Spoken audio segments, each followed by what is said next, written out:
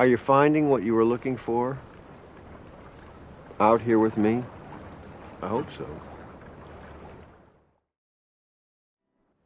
Let me tell you about my boat.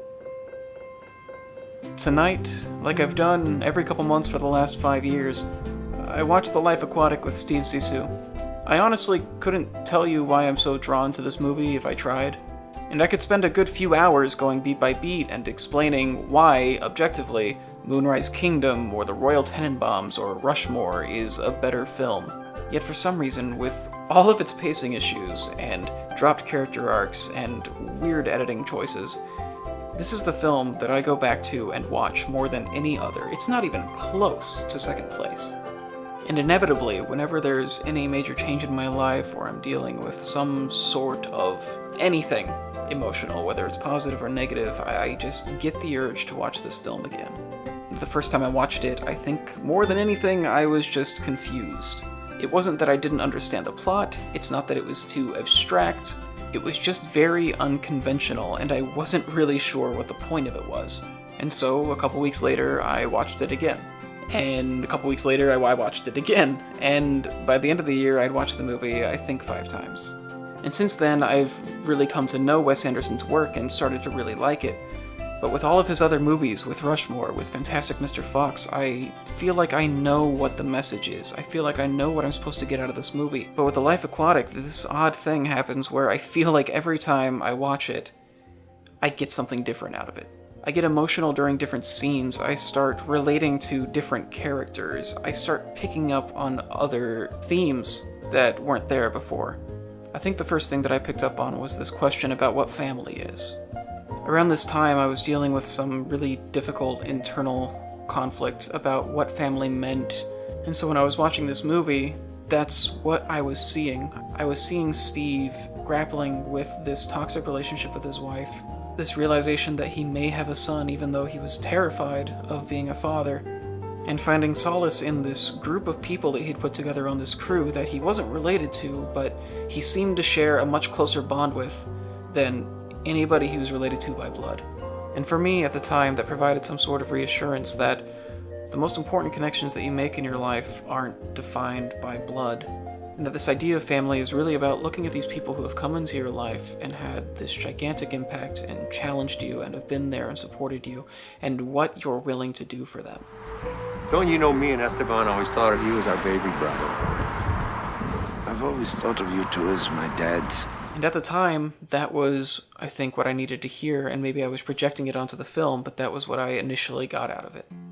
A couple years later, I had been out of school for a while, and I had been trying to find some footing in this film industry, and whenever it felt like I was getting momentum, it would feel like it would die right after. And it was just this brutal crisis of self-worth. All those thoughts of what makes you the one who gets to have this life. And so I found myself watching the movie every week or so, yet again. I started seeing it through the lens of these people who wanted these incredible things out of life, yet for some reason had trouble believing that they were worth even basic comfort and basic decency. I started connecting with Jane a lot. I saw her as somebody who had gone into this world with huge expectations, and yet all of these things that should have been incredible felt like huge disappointments, felt like everything fell flat. Being pregnant with the child of somebody that she loved, being followed up with a sense of complete abandonment. Meeting a childhood hero and having that followed up with realizing that he is a toxic, destructive, abusive person. Ned traveling all the way to meet the father that he thought he had and finding it difficult to have a genuine relationship. And Steve Zissou's major character arc for me changed. It was the same scenes, it was the same movie, it was the same character, but now I was seeing Steve Zissou as this man consumed with self-loathing, who had managed to find the success that so many people dream of, and lost it. And then at one point, the movie for me became about searching for purpose. All of these characters seemed like they were just wandering through this journey, not really sure what was going to happen, not really sure what they even wanted to happen, but just hoping that something important would happen along the way. And so often it didn't. So many scenes that seemed like they would be vital or important are undercut, and nothing feels like it really has weight. Now I'm going to go hunt down that shark, or whatever it is, and hopefully kill it. I don't know how yet, maybe dynamite. And there are still those flashes of when things were just full of imagination and when they were wonderful. The way that all of the creatures are done with this incredibly colorful claymation, and it seems like those are glimpses into what once made him happy. And in those few shots where he's looking at one of these colorful fake sea creatures, I feel like those are really the only times you see a glimpse of actual joy somewhere in that face. Ned, Eleanor, Jane, they're all hovering around him in part because they think that in some way Steve is going to give purpose to their life. Ned thinks that it will give him a father and he won't be alone in the world. Jane, whose world is just completely upside down at the moment, just wants to do a story on this man that she admires when she was a child. And Eleanor clings to him, hoping that they'll get back some of what they used to have. And when Ned shows up and the possibility of them having a son is suddenly there, she gets so harsh and she blows him off, and initially you think that she's just a mean, horrible person, and then you realize that she just doesn't want to have the possibility of raising a son waved in front of her face and then taken away. And yet at the end, she finally decides to give it a shot, and that's what happens. Watching her seeing Ned's casket sink to the bottom of the sea, I never understood that shot until then. And I don't know if that was his intention, but for me, that was when it finally made sense. And when I watched it last night, again, the narrative changed. And this time, for me, it became a film about narrative. The line between reality and fiction is constantly blurred during the film, and it's always been that way. And I feel like that might have been part of the reason why a lot of people couldn't get into it.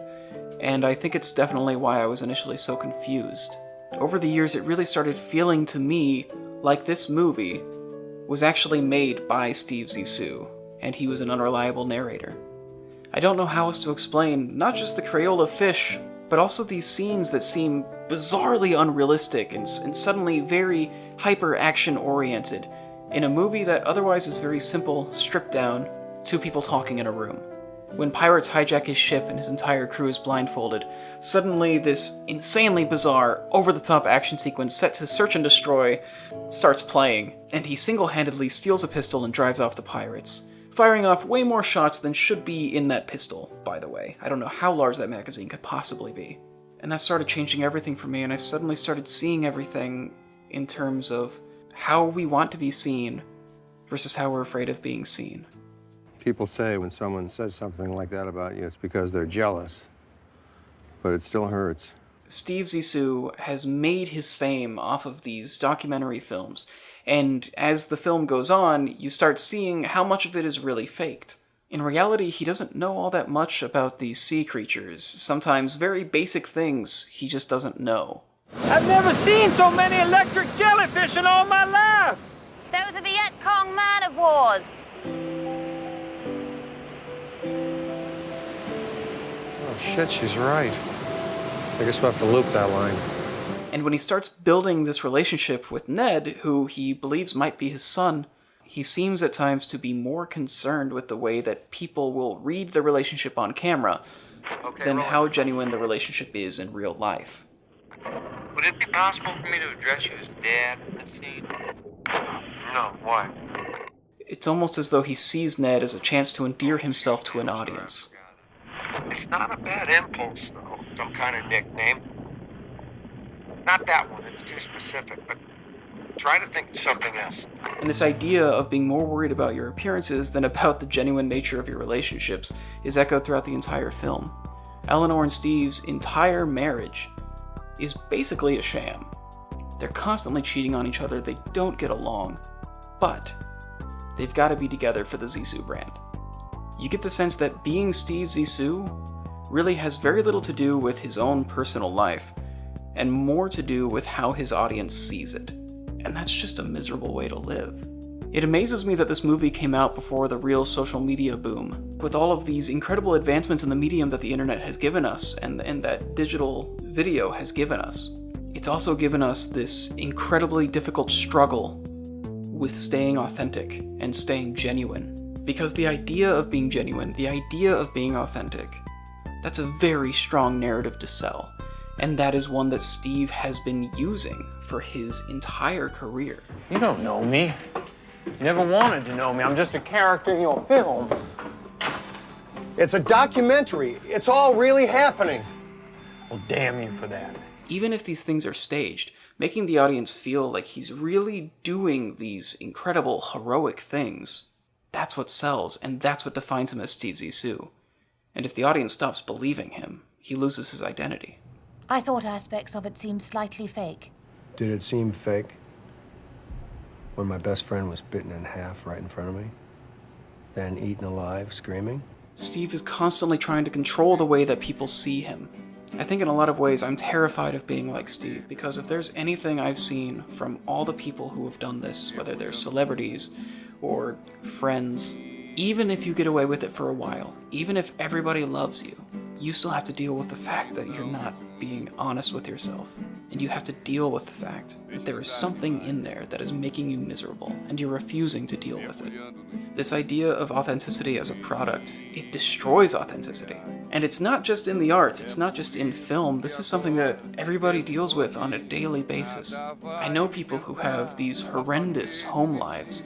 They are more concerned with making sure that they're projecting a good image on social media so that everybody thinks that they're happy anyways.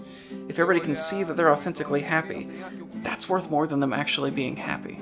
It's toxic, it's poisonous, it leads to nothing but problems, and it leads to such a miserable life, and that is what Steve Zissou is dealing with. And I feel that at the end of the movie, Steve finally faces this. He sees the shark, and he lets it go. And then when his film is premiering, instead of sitting there in the theater to see how people will receive it, he's sitting out front, connecting with Klaus's nephew. And unlike the beginning of the film, he doesn't bother mingling with people to ask them what they thought. He looks forward with the people that actually matter to him, the people who have been there with him, and he values them above his audience. I don't know if I can really make much of a thematic analysis about this movie, because for me, this one narrative takes on entirely different themes every time I see it. I don't know if that's due to poor filmmaking, I don't know if it's due to some sort of mental incapacity on my part, but this film has more or less become a mirror for me to examine whatever I feel I'm dealing with at that time. And no matter where I'm at in my life when I watch this movie, I always get something out of it. Whether I'm struggling to define family, or doubting my own self-worth, whether I feel like I lack purpose, or fearing that I'm not being true to myself, there's always one common beat that I find at the end of the movie. The Life Aquatic with Steve Zissou is about approaching your problems, and, even if you don't come out on top, moving on. I wonder if it remembers me.